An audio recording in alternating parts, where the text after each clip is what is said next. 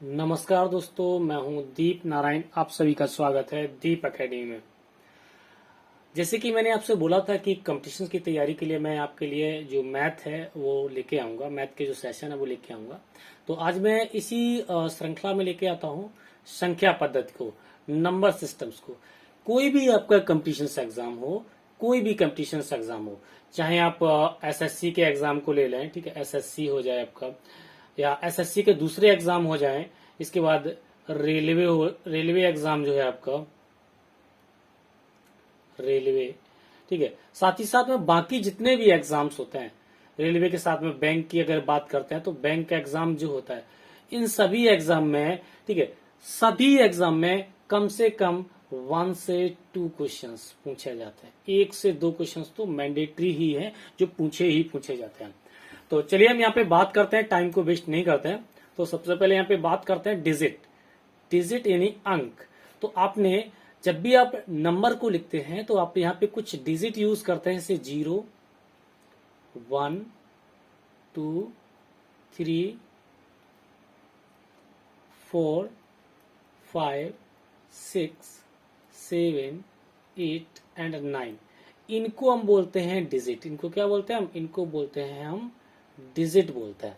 ये आपके डिजिट हो जाते हैं। क्लियर हुआ? तो इन डिजिट्स को, ठीक है, या फिर हम ये कह सकते हैं कि जो मैथमेटिकल सिंबल है, यानी कि जो मैथ में सिंबल यूज किया जाता है नंबर को लिखने के लिए, वो आपके ये यहाँ पे होते हैं 0, 1, 2, 3, 4, 5, 6, 7, 8, 9। अब आपको कोई भी नंबर बनाना है तो आप इन्हीं डिजिट्स का प्रयोग करके किसी एक डिजिट को एक से ज्यादा बार रिपीट करके, ठीक है, उनको रख सकते हैं, या फिर किसी इन डिजिट्स को आगे पीछे अरेंज करके आप क्या कर सकते हैं, आप एक नंबर बना सकते हैं, जिसको बोलते हैं संख्या। अब हम बात करते हैं संख्या की। तो संख्या क्या होती है? जैसे ये इन डिजिट्स में जो हमने यहाँ पे राइट किए हुए हैं, इन डिजिट से आप इनको अरेंज कर दो। जैसे आप यहाँ पे लिख दें 1 और 2, तो ये क्या हो गया? एक 12 एक नंबर हो गया आपका। इसी तरह से अगर आप ऐसे लिख दें 9, 9, 9 एंड 9, तो ये भी क्या हो गया? ये भी आपका एक नंबर हो गया। तो इन डिजिट्स को या तो एक एक बार या फिर एक से ज्यादा बार रिपीट करके हम कोई भी संख्या बना सकते हैं। तो कोई भी संख्या ऐसी आपकी नहीं होगी जो इन डिजिट्स के अलावा, यानी इन अंकों के अलावा किसी दूसरे अंकों से मिलकर बनेगी। कोई भी संख्या ऐसी नहीं होगी। क्लियर हुआ होगा ये आपको? तो अब यहाँ पे बहुत सारे आपकी कंडीशंस होती हैं। तो वो ये होती हैं कि जो एक अंक की सबसे बड़ी संख्या होती है, ठीक है, वो होती है 9। 2 अंक की अगर बात करते हैं तो 99, 99। 3 अंक की बात करते हैं तो 999, यानी कि 999 होती है, ठीक है। इसी तरह से और भी आपको मिलती जाती है। अगर 1 अंक की बात करेंगे, ठीक है, तो 1 अंक की जो सबसे छोटी संख्या होगी वो आपकी हो जाती है 1। इसके बाद सबसे दूसरी 2 अंकों की सबसे छोटी 10 हो जाएगी। 3 अंकों की सबसे छोटी संख्या 100 हो जाएगी। इस तरह से आप कर सकते हैं। तो ये क्लियर हुआ होगा। चलिए नेक्स्ट स्लाइड पे मूव करते हैं हम यहाँ पे। चलिए, संख्याओं का रूप। संख्याओं के रूप यानी कि संख्याओं को कितने तरीके से लिखते हैं? तो संख्याओं को मोस्टली 2 तरीके से लिखते हैं। एक हम लिखते हैं यहाँ पे भारतीय प्रणाली, जिसको हम बोलते हैं इंडियन नंबर सिस्टम, और दूसरी बोलते हैं हम अंतरराष्ट्रीय प्रणाली, जिसको बोलते हैं इंटरनेशनल नंबर सिस्टम। इंटरनेशनल, ठीक है, नंबर सिस्टम के नाम से हम जानते हैं। Number system, international number system. अच्छा, भारतीय प्रणाली में क्या होता है? तो भारतीय प्रणाली में हम पढ़ते हैं, सबसे पहले यहाँ पे इकाई पढ़ते हैं। इकाई, दहाई, सैकड़ा, हजार, 10,000, लाख और 10 लाख। इसके साथ साथ में करोड़ और 10 करोड़, इस तरह से पढ़ते हैं। तो यहाँ पे देखिए हमने इनको सीखा। यहाँ पे इकाई, दहाई, सैकड़ा, हजार, 10,000, लाख और 10 लाख। इस तरह से आगे और जाते हैं तो करोड़ और 10 करोड़, इसके बाद अरब भी आ जाता है आपका। लेकिन अगर हम अंतरराष्ट्रीय प्रणाली में जाते हैं, यानी कि इंटरनेशनल नंबर सिस्टम में जाते हैं, तो यहाँ पे क्या होता है कि हम यहाँ पे पढ़ते हैं, देखिए आपका इकाई होता है जिसको हम वंश बोलते हैं, ठीक है। इकाई भी आप लिख सकते हैं हिंदी में अगर लिखना चाहें। इसके बाद टेंस होता है आपका, ठीक है, यानी कि इसको बोलते हैं हम दहाई। इसके बाद आपका 100 होता है जिसको h से रिप्रेजेंट करते हैं, इसको बोलते हैं हम सैकड़ा। इसके बाद देखिए वंस, टेंस, 100। इसके बाद होता है आपका 1000। 1000 मतलब होता है TH कर लीजिए यहाँ पे, TH, इसको बोलते हैं हम हजार। इसके बाद जहां यहाँ पे 1000 होने के बाद फिर होता है 10,000, TH, ये इसको बोलते हैं हम 10,000। 10,000 क्लियर। इसके बाद अब देखिए यहाँ पे 10,000 के बाद यहाँ पे अगर हम बात करते हैं तो ये है आपका 10,000, TH, ये 10,000, और ये है आपका केवल 1000, ये है आपका 100, ये है टेंस, ये है वंस, ठीक है। लेकिन यहाँ पे क्या होता है आपका लाख आ जाता है, यानी L से रिप्रेजेंट करता है। लेकिन यहाँ पे थोड़ा सा डिफरेंट होता है, यहाँ पे 1000 यानी 10,000, 10,000, इसके बाद जो आता है वो आता है 100,000, यानी कि हम बोलते हैं 100,000। क्या बोलते हैं हम? 100,000 बोलते हैं हम इसको, यहाँ पे 100,000 के। अब देखिए यहाँ पे हमने वहीं पे लाख वर्ड यूज कर लिया है, ठीक है, L से रिप्रेजेंट करते हैं। लेकिन यहाँ पे 1000, 10,000 और फिर 100,000 आ जाता है, ठीक है, यानी कि 100,000 हम यहाँ पे बोलते हैं। क्या बोलते हैं? 100,000, इस तरह से। इसके साथ साथ में अब यहाँ पे देखिए 100,000 हो गया, तो 100,000 के बाद जैसे इसमें लाख और 10 लाख आता है, तो इसमें लाख और 10 लाख नहीं आता है, इसमें आपका आता है, ठीक है, मिलियन। क्या आता है? मिलियन। मिलियन को M से रिप्रेजेंट करता है, ठीक है, मिलियन, यहाँ पे लिख सकते हैं मिलियन।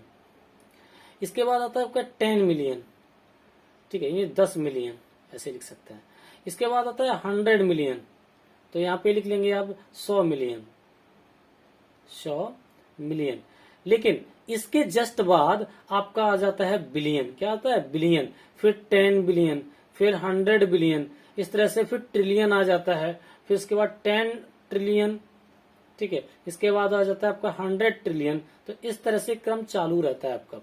तो इस तरह से यहाँ पे हम इसको सीखते हैं। तो ध्यान से देखेंगे, जब इंडियन नंबर सिस्टम को सीखेंगे तो यहाँ पे वंस आता है, टेंस, 100, 1000, 10,000, ठीक है, 1000, 10,000, इसके बाद लाख, 10 लाख, करोड़, 10 करोड़।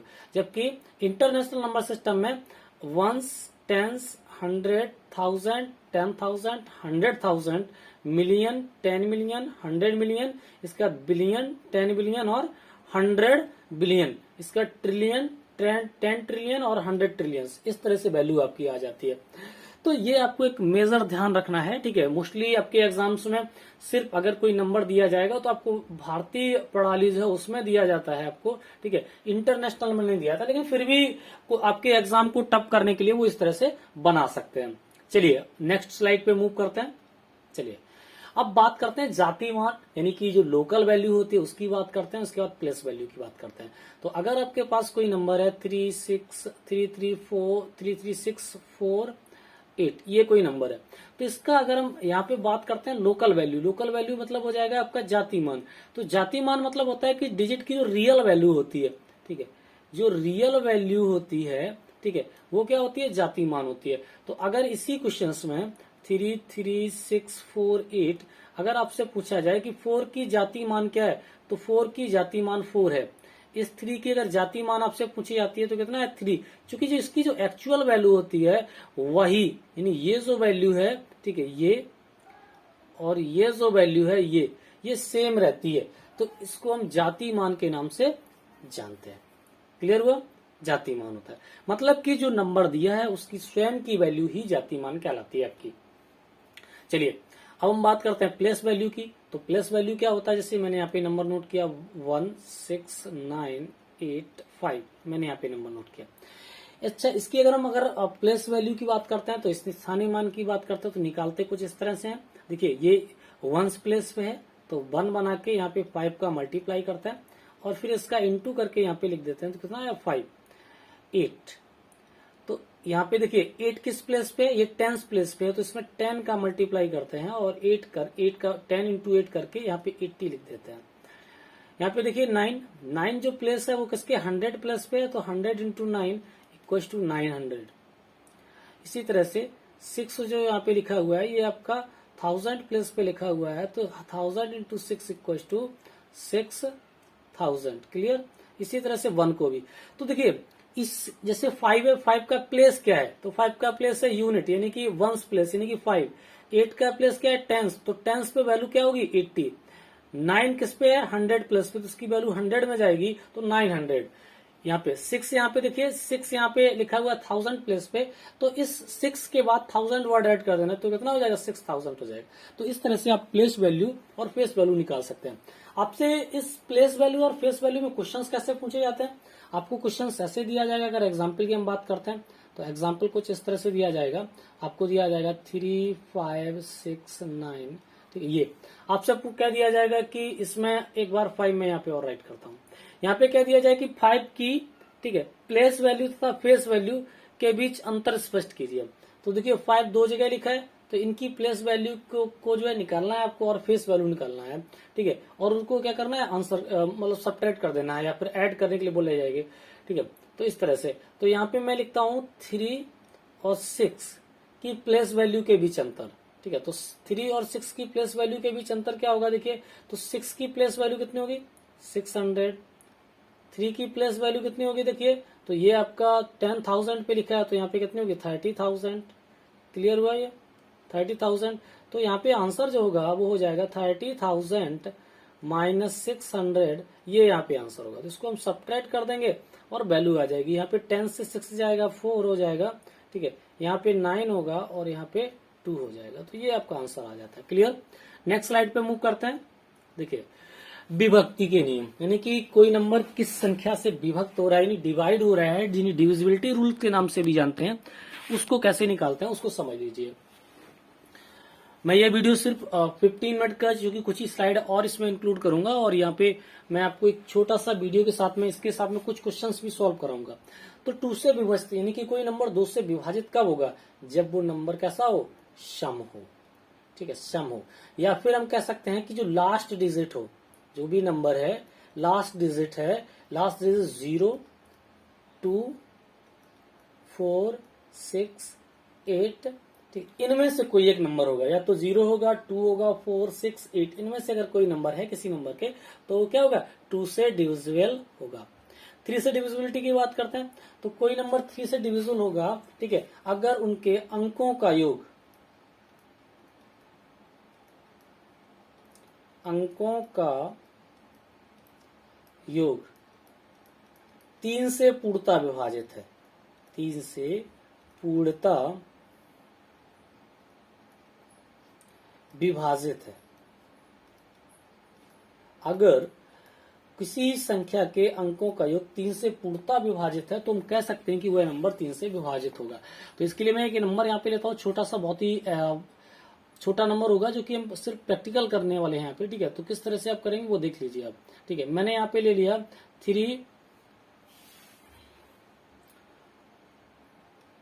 चलिए मैंने आपको एक ये नंबर ले लिया, देखिए 433, ठीक है, 2, मैंने यहाँ पे ये नंबर ले लिया। अब देखिए इनके जो अंक हैं यानी 4, 3, 3, 2, इनको हम सम करेंगे तो सम क्या होगा 4 + 3 + 3 + 2, तो ये जो सम आएगा, ठीक है, 4, 3, 7 + 3 10 + 2 12 और डिवाइड करेंगे 3 से तो ये 4 टाइम में पूरा डिवाइड हो जाएगा। तो हम कह सकते हैं कि 4, 3, 3, 2 3 से विभाजित है, डिविजिबिलिटी रूल को फॉलो करता है। चलिए नेक्स्ट बात करते हैं 4 से डिविजिबिलिटी का रूल, ठीक है। तो 4 से डिविजिबिलिटी का रूल ये होता है आपका कि अगर कोई नंबर ठीक है लास्ट 2 डिजिट, कौन से लास्ट 2 डिजिट,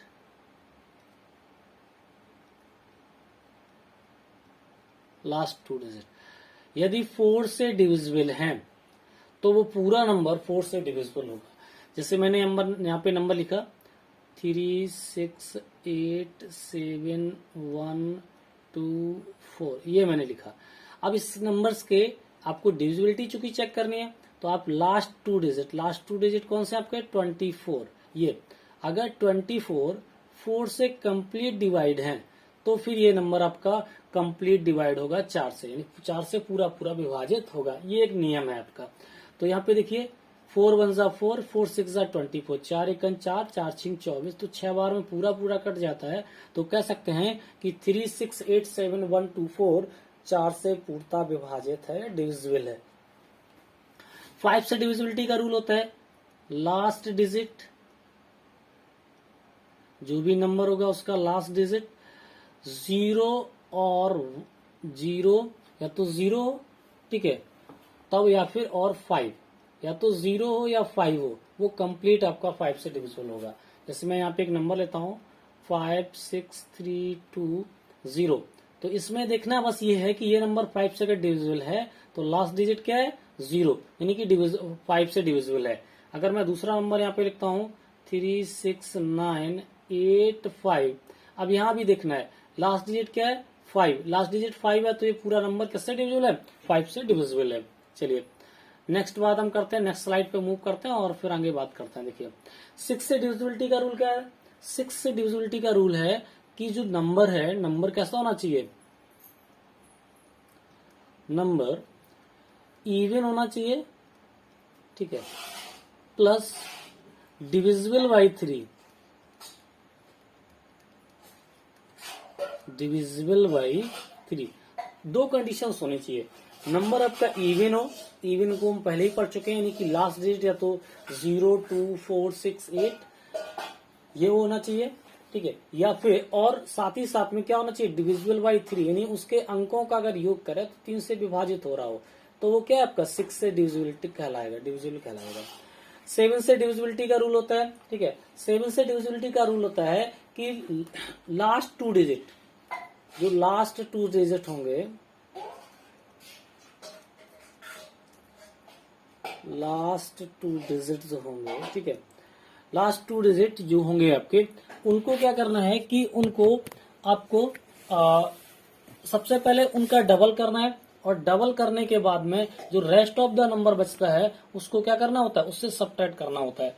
अगर ये सब्ट्रैक्ट हो जाता है, ठीक है, और जो रेस्ट ऑफ नंबर बचता है सब्ट्रैक्ट करने के बाद में अगर वो 7 से पूरा पूरा डिवाइड हो जाता है, तो हम कह सकते हैं कि जो नंबर आपका गिवन है वो क्या होगा 7 से विभाजित होगा। इस तरह से उसको चेक कर सकते हैं। तो मैं यहाँ पे थोड़ा सा और एक्सप्लेन कर देता हूं। देखिए जैसे मैंने यहाँ पे एक नंबर ले लिया, नंबर में यहाँ पे कोई एक नंबर ले लेता हूं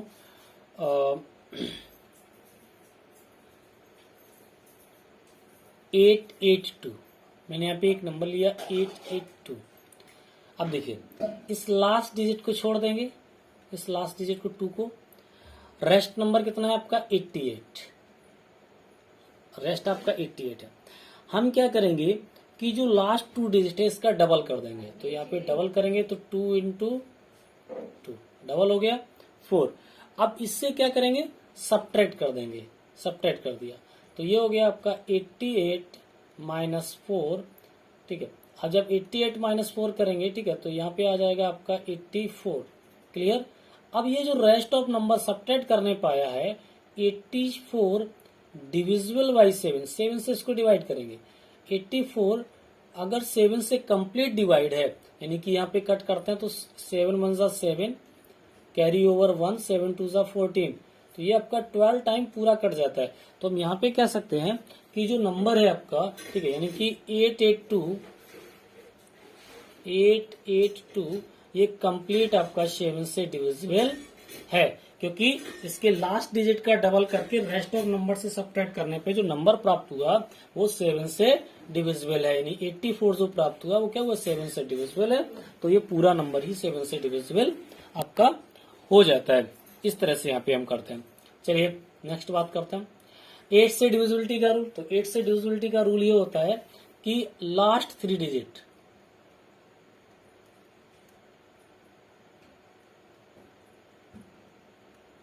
लास्ट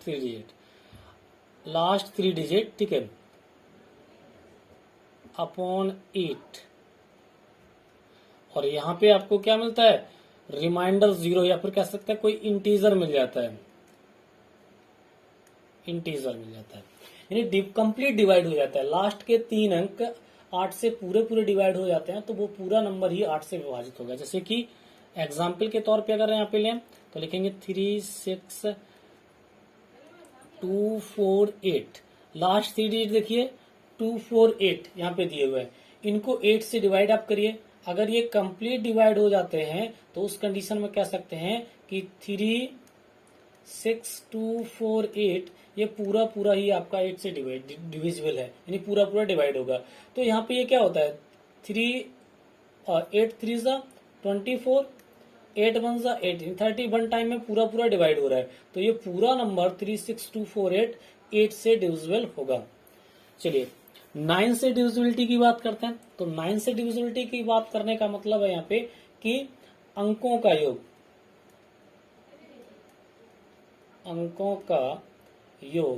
अंकों का जो योग है, ठीक है, वो क्या है, अंकों का योग, ठीक है, अपॉन 9 से विभाजित है।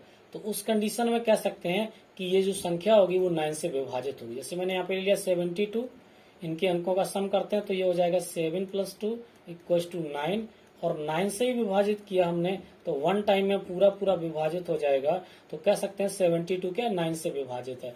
आप कोई भी नंबर ले सकते हैं, 729 ले लीजिए आप, ठीक है, ये नंबर ले लिया, इसके अंकों का सम करिए 7 + 2 + 9, तो यहाँ पे करेंगे 7 2 9 9 18, और 18 को 9 से डिवाइड करेंगे तो ये 2 टाइम में डिवाइड हो जाएगा। तो हम कह सकते हैं कि 7 2 9 किससे विभाजित है, 9 से विभाजित है, इस तरह से कह सकते हैं।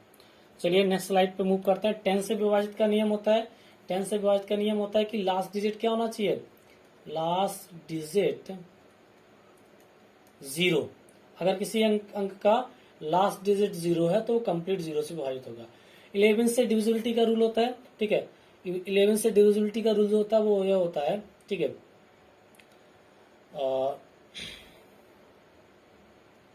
सम स्थानों माइनस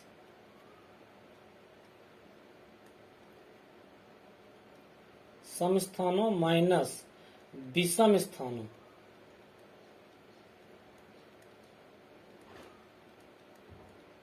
सम स्थानों माइनस विषम स्थानों के अंकों का योग,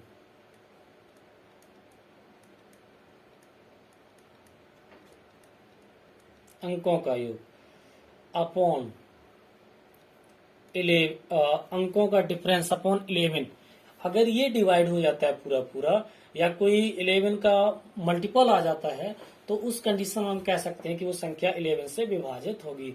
मैं यहाँ पे एक नंबर लेता हूँ 1331, यहाँ पे मैंने नंबर ले लिया।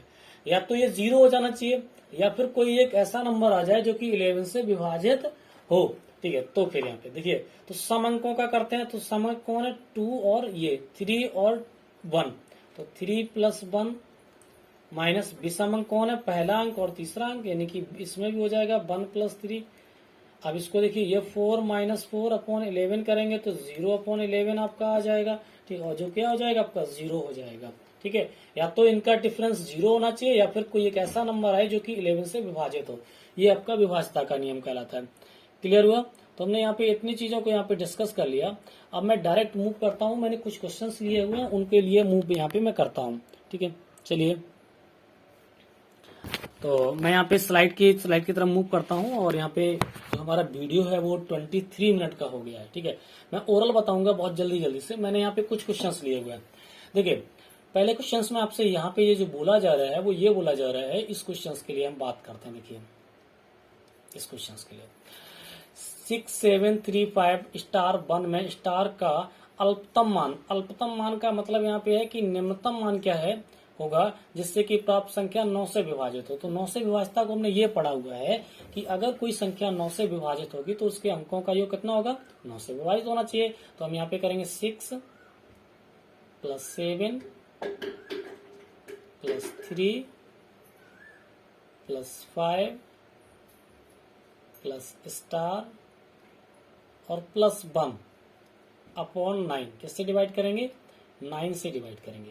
तो जब 9 से आप डिवाइड करेंगे तो इनको पहले ऐड करिए, 6 + 7 13 + 3 16 16 + 5 21 + 1 22, ठीक है। तो ये हो जाएगा आपका 22 प्लस स्टार, या फिर आप इसको x भी मान सकते हैं, अपॉन 9।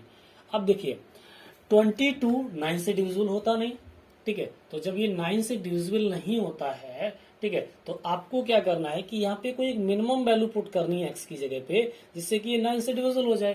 तो देखिए 9 2 जा 18, 9 3 जा 27, तो सबसे मिनिमम वैल्यू रखेंगे जिससे कि इन दोनों का सम कितना हो जाए, 27 हो जाए। तो यहाँ पे क्या होगा 22 प्लस ये एक्स की जगह कोई एक ऐसी मिनिमम वैल्यू रखिए जिससे कि इसका सम 27 हो जाए, जैसे कि 9 से डिविजिबल। तो हम यहाँ पे क्या रखेंगे 5, और जब हम 5 रखेंगे तो ये हो जाएगा आपका 27/9, जो कि 3 टाइम में कंप्लीट टर्मिनेट हो जाएगा। क्लियर हुआ? तो इस तरह से हम यहाँ पर हमारा जो राइट आंसर होगा वो कितना हो जाएगा 5 आपका हो जाएगा। क्लियर हुआ? चलिए नेक्स्ट क्वेश्चन की तरफ मूव करते हैं। तब तक मैं इसको इरेज कर देता हूं, आप एक बार क्वेश्चन को पढ़ लीजिए। नेक्स्ट क्वेश्चन से आपका क्या कह रहा है, ठीक है। नेक्स्ट क्वेश्चन जो आपका कह रहा है, ठीक है, वो आपका कह रहा है किन्हीं दो अंकीय संख्या के, चलिए किन्हीं दो अंकी संख्या को 2 बार साथ साथ मिलाकर एक बार 4 अंकी संख्या बनाई जाती है। 2 अंकी संख्या है, उसको आप 151515 करके लिखते हैं, 3737 करके लिखते हैं। तो इस रूप की संख्या निम्न में से किस संख्या से पूर्णतः विभाजित होगी? तो मैंने यहाँ पे एक ये नियम नहीं बताया आपको। एक नियम ये भी होता है कि अगर कोई संख्या रिपीट हो रही है, जैसे कि आपका लिखा हो 1515, ठीक है, 1111 इस तरह से लिखा हो, या फिर आपका लिखा हो 2727, यानी अंक रिपीट हो रहे हो, ये इस तरह से अंक रिपीट हो रहे हैं, तो वो नंबर हमेशा 101 से डिविजिबल होता है। ये आपका एक रूल है, एक तरह से लर्न कर लेना है। बाकी आप इसको जब सॉल्व करेंगे, ठीक है, तब भी इसको आप निकाल पाएंगे और आपको पता चल जाएगा किस तरह से इसको कर सकते हैं। तो इसका आंसर कौन सा होगा? आंसर आपका डी करेक्ट हो जाएगा। तो डी आंसर यहाँ पे आप लॉक कर सकते हैं। यहाँ पे करें पी और क्यू अंक निरूपित करें, तो कथन यहाँ पे दिया हुआ, देखिए मैं इस क्वेश्चन को कर रहा हूँ, यहाँ पे ये देखिए आप, यहाँ पे लिखा है 5P9 प्लस 327 और प्लस 2Q8 इक्वल्स टू 1114, ये दिया हुआ है। आपसे ये कह रहे हैं कि P और Q के संभावित अधिकतम मान क्या होंगे, ठीक है, यदि P और Q अंक इसको निरूपित करते हैं। तो यहाँ पे ध्यान से आपको देखने वाली बात यह है कि देखिए इन तीनों का सम कितना होना चाहिए, 1114 होना चाहिए, ठीक है। आपको एक नंबर यहाँ पे ऑलरेडी गिवन है आपका, तो आप इसको ऐसे भी लिख सकते हैं, देखिए 5P9 plus 2Q8 equals to 1114 minus 327 लिख सकते हैं।